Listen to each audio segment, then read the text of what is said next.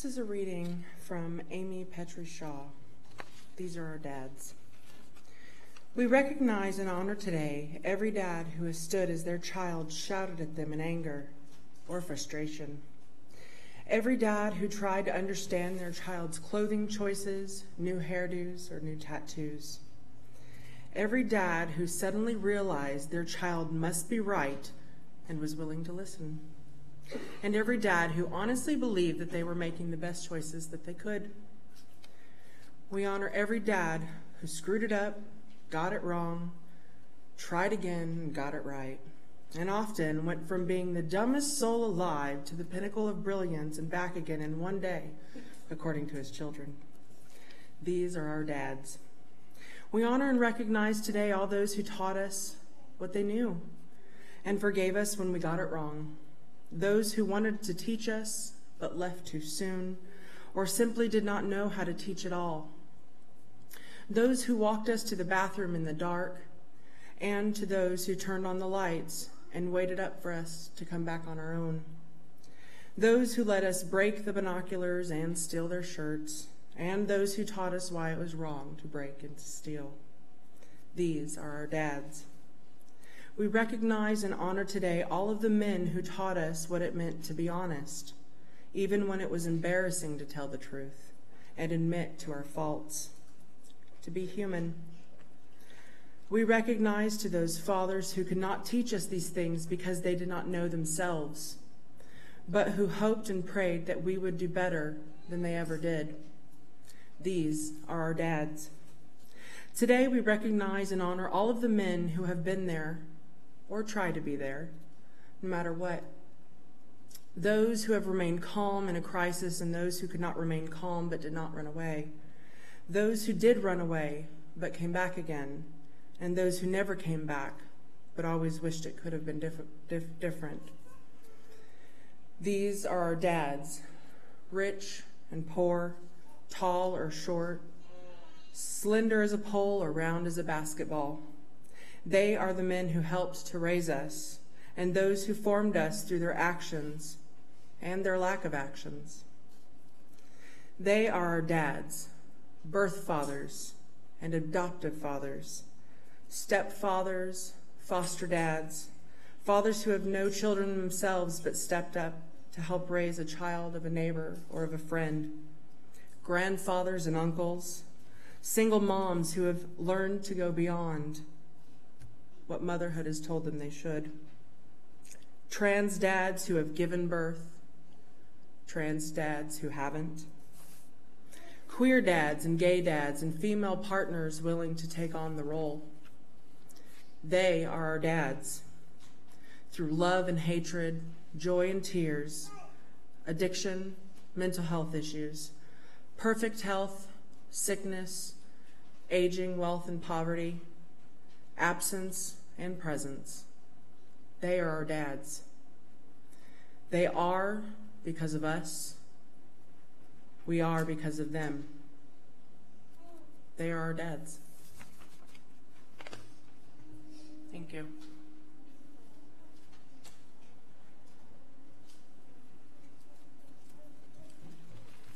We're going to have 3 reflections on Father's Day, on fathers today. And I'm going to call Joe Forrest up first.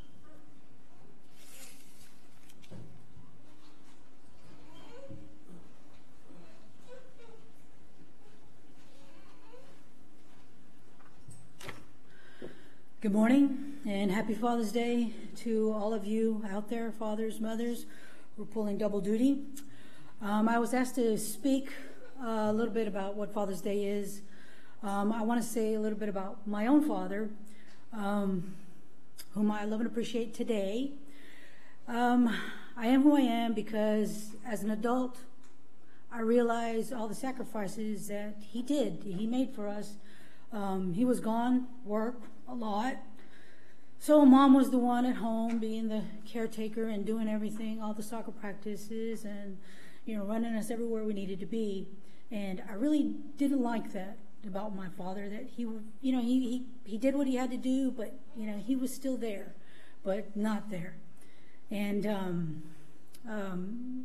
being a parent today it has helped me realize that the sacrifices that he made was him being able to be a provider for my brothers and my sister and my mother, and which is something that I feel that he's given to me because I'm a worker. That's what I do. And when I don't work, I'm really anxious and I need to be doing something. I can't sit still. Maybe it's ADD, I don't know, but I have a hard time sitting still. But because of him making those sacrifices, I realized that that's important. But I needed a balance because I wanted to do that and be that for my family. But I wanted to find a balance of being able to be the provider and also be that parent at home and be the one that, checks in with the kids. How you doing? I make sure to make it a point, whether I'm tired from my day or not, to check in with each of my kids and give them just that one-on-one individual time, whether it be a minute or 2 minutes. I check in with them. How you doing? Love you, care for you, give them all the hugs and kisses that they need, because growing up, I know we never got that, being the daughter of a rancher. That's just something that's really not common. But I know that the importance of that to give to my children, so that way they can find later on in life those loving relationships, those healthy relationships, those non-abusive relationships. So as a parent, I just want, those are the things that I want to give my children, and that I want to make sure that they feel that value and that love. And I always ask them, not ask them, but I always tell them that they're my reason for reason. And they know what that means, because that's one of the things we always say to one another is, you're my reason for reason. And I just want to say, to end it, go Mexico, and small justices count. Thank you.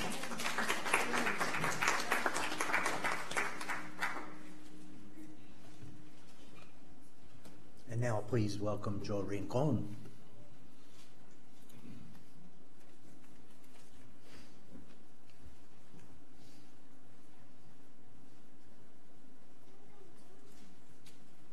Good morning, everybody.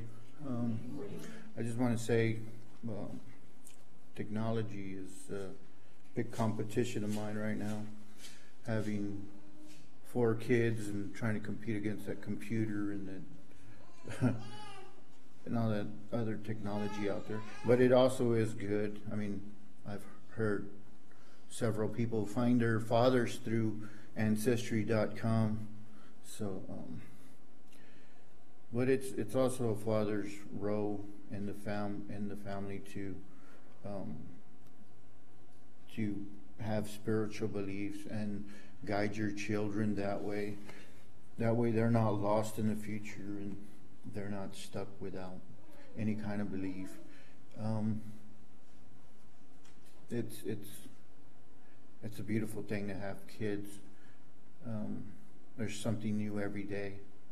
They're getting into different stuff every day that I never thought I'd be going through. I don't know how my parents did it with me, but I'm doing it. I don't get to play PlayStation anymore, but I get to sit there for like 5 hours and watch them play it. So I just want to, whether you're a mother or a father, you're still showing your kids what you've learned. Hopefully it's good, and have a wonderful Father's Day.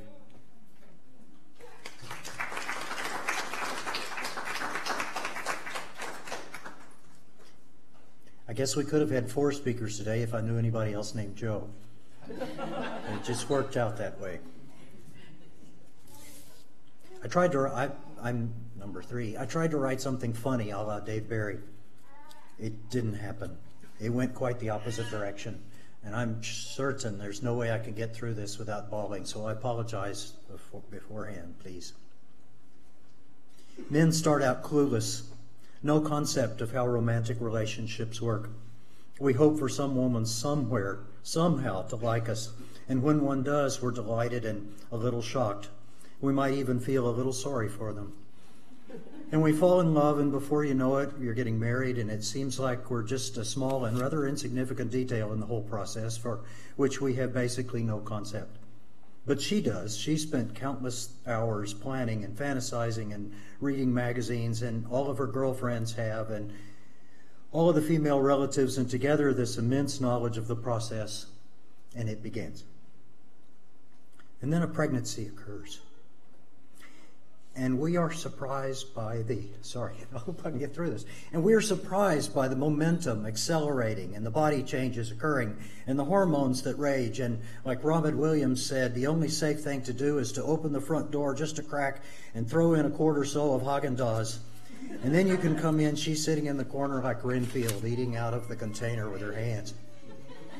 And then labor comes, and it is a shocking, anxious time, but thank goodness the nurses and the doctor know what to do, and they're handling everything. And it's like there's a tsunami.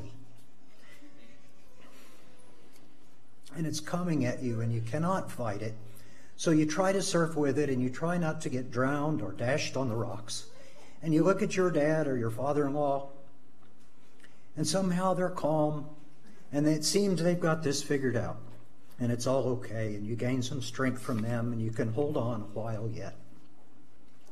And then you see that baby's face, and everything stops. The world's suddenly still, and all the mystery and all the wonder and questions in life are instantly answered and clear.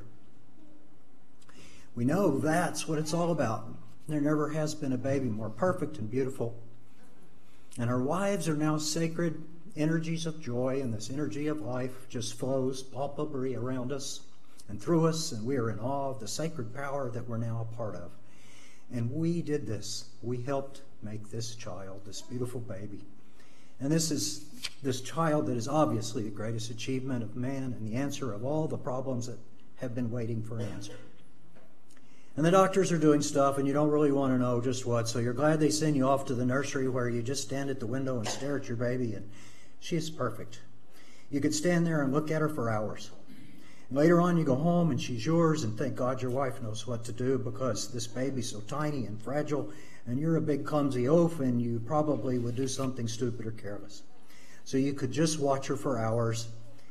But then life does as it does, and you get lost in the tedium and the familiar and the habits of every day. And occasionally some moments come up that are special and memorable, and you get to hang on to them forever. Like she likes you to take her around the block in the little red wagon. And then when she can't sleep and is crying with colic, you get to dance with her in the dark in the living room to country music until she finally falls asleep. Or you get to teach her to ride a bicycle. And then she turns 13, and for 8 years or so she's possessed and distant, and it's confusing and more than a little sad. Just a moment ago you were dad, top dog, and you were smart and you knew everything. But now you're an idiot and ridiculed and stupid, and you can't do anything right. And you know you're not that stupid. But you hold on to the wave that is still coming, and it never stops. She has boyfriends, and somehow they're not good enough. And they're sort of enemies and dangerous, but you know it's her life, and she's growing up, and you have to let her. Or maybe it's your son, and you've wanted him to be strong and smart and good at everything, better than all the other boys. And he wants you to teach him, and you so want to teach him everything. How to use tools and how to spit and make fart noises with your armpit. To be true and dependable and honest and fun and smart and tell jokes. And you know he watches you and soaks up everything you do like some incredible sponge. And he delights you with things that you haven't even figured out yet. And you get to help with homework, and you get to feel smart, and he looks up to you. And if you ever have to discipline him, it just breaks your heart to see how hard it affects him. But they don't become who you imagined. They become who they are. And sometimes they're quite a bit foreign to you. And eventually you're somewhat removed, and you watch them from a distance. And you move on to other things, and they do too. But it really doesn't matter if you're a father or not. You had a father, or you serve as one, or your son will be one, or whatever. It's what fathers do. Eventually you become one of those old guys who seems kind of calm and has accepted it all. The old guys slow down. They're not so frantic or furious or driven. The waterfall, raging torrent, is behind you now. And you get to be in a calmer pool off of the current. But always you get to be a father. You get to keep that solid, unbreakable connection to the deepest flow. You get the deepest satisfaction that you drank from the font of life. You got to be a dad.